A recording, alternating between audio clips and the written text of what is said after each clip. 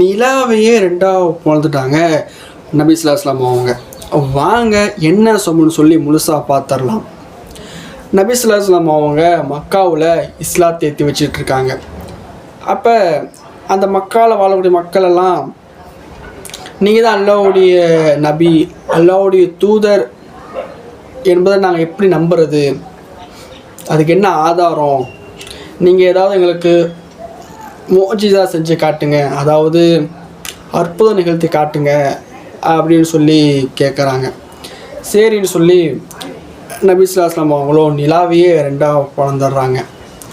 அதை பார்த்த மக்கள், நீங்கள் ஏதோ சூனியம் செஞ்சிட்டீங்க, நீங்கள் எங்களை மயக்கிட்டீங்க, ஏமாற்றிட்டீங்க அப்படின்னு சொல்லி அங்கேருந்து விலகிடுறாங்க.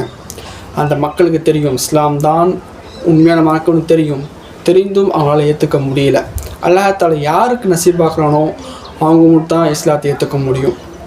இந்த நிலாவை பிறந்த சம்பவத்தை கேரளாவில் உள்ள சேரமான் பெருமாள் அந்த அரசர் பார்க்குறாரு. அவர் எப்படி அடுத்து முஸ்லீம் ஆகிறாருங்கிறத நான் அடுத்த வீடியோவில் அவங்களுக்கு சொல்கிறேன். அஸ்ஸலாமு அலைக்கும் வரஹ்மத்துல்லாஹி தஆலா வபரகாத்துஹு.